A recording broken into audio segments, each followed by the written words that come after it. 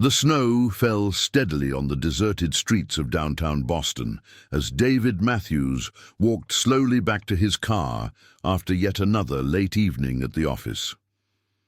At 42, he had built a successful consulting firm that allowed him to provide well for his 10-year-old son, Nathan. However, the demands of single parenthood and business ownership left little time for rest, especially during the busy pre-holiday season. Christmas Eve should have been spent at home with Nathan, but a last-minute crisis with a major client had required David's personal attention. His housekeeper, Mrs. Rodriguez, had agreed to stay late with Nathan, ensuring he wouldn't be alone on this special evening. Still, David felt the familiar weight of guilt that accompanied his frequent absences. The alley behind his office building was dimly lit, illuminated only by the warm glow of Christmas lights from nearby shop windows and the pale street lamps that cast long shadows on the snow-covered pavement. David was mentally reviewing his to-do list for the following week when something caught his eye near the dumpster.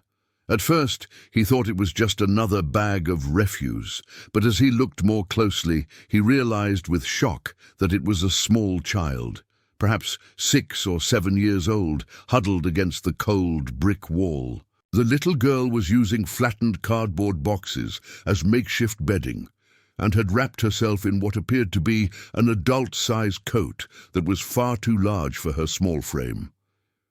David's heart clenched as he approached carefully, not wanting to startle her.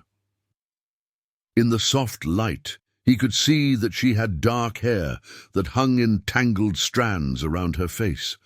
Her clothes, though dirty and ill-fitting, suggested that she had not always lived on the streets. "Hello there," David said gently, crouching down to her level. "Are you okay, sweetheart?" The little girl's eyes opened, and she looked at him with a mixture of weariness and exhaustion.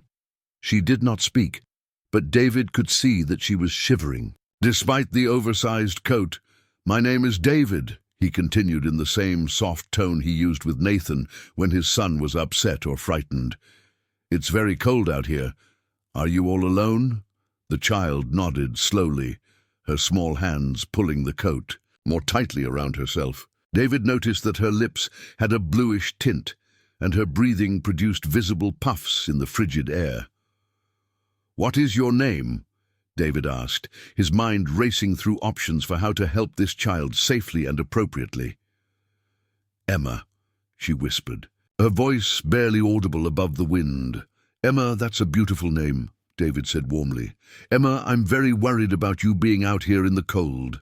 Do you have somewhere warm you can go?" Emma shook her head, and David saw tears beginning to form in her eyes. "Can you tell me about your family, Emma? Are your parents looking for you?" The little girl's expression crumpled, and she began to cry quietly. "Mama went to heaven last week," she said through her tears. "The mean man said I could not stay in our house anymore because Mama could not pay the money." David felt his heart break as he began to understand the situation. This child had recently lost her mother and had apparently been evicted, leaving her with nowhere to go on Christmas Eve. "Emma, I want to help you," David said carefully, "but first we need to make sure you are safe and warm. Would it be okay if I called some people who can help find you a place to stay tonight?" Emma looked at him with frightened eyes. "Will they take me away to a scary place?" David thought of his own son waiting at home, probably excited about Christmas morning despite David's absence. The idea of any child spending Christmas Eve alone and cold was unbearable. "I promise you that I will not let anyone take you somewhere scary," David said with conviction. "But we need to get you warm and fed, and we need to find people who can help make sure you have a safe place to live." He paused, then made a decision that surprised even himself. "Emma, would you like to come to my house tonight? My son Nathan is there, and my housekeeper, Mrs. Rodriguez, makes the best hot chocolate you've ever tasted. Tomorrow we can figure out the best way to help you, but tonight you should be warm and safe." Emma studied his face for a long moment, then nodded slowly. David carefully helped her to her feet, noting how thin and frail she felt. He wrapped his own coat around her small shoulders and guided her gently toward his car.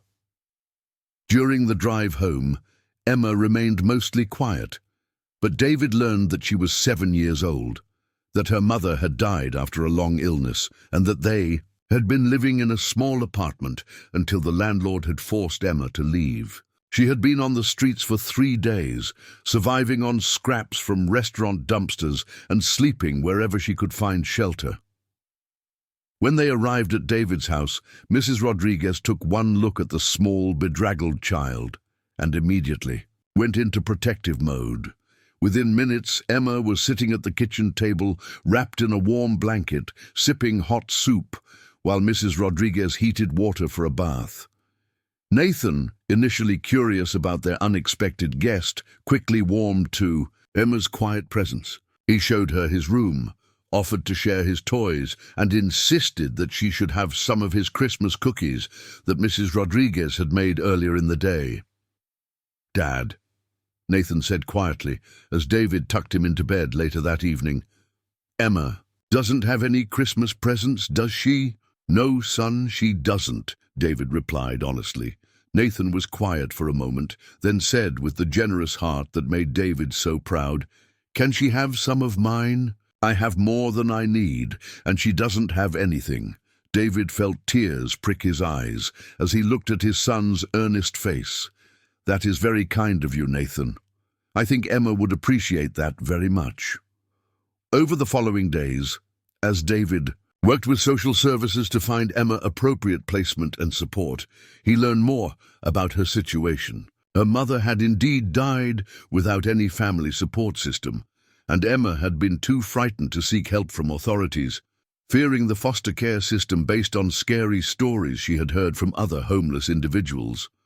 But Emma's caseworker, Mrs. Chen, quickly recognized that this was a child who had been well cared for and loved before tragedy struck.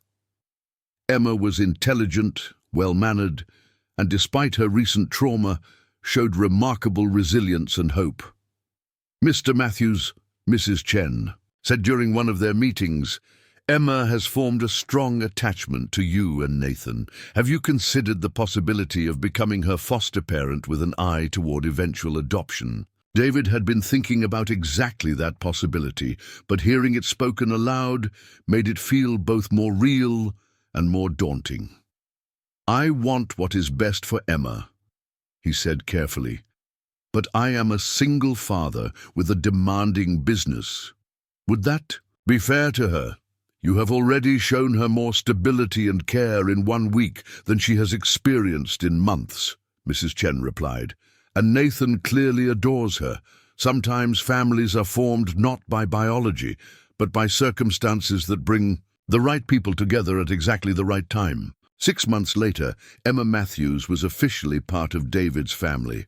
The little girl who had been sleeping on cardboard in an alley had blossomed into a confident, happy child who called David Papa and considered Nathan not just a brother, but her best friend. The trauma of her mother's death and her time on the streets had left scars that required counseling and patience. But Emma's natural intelligence and loving spirit had emerged as she felt safe and secure. She excelled in school, formed friendships with other children, and brought a special sweetness to the Matthews household that enriched all their lives. David often reflected on that snowy Christmas Eve when a routine walk to his car had changed 3 lives forever. Finding Emma had reminded him that success is not measured only in business achievements, but in the love and security we can provide to those who need it most.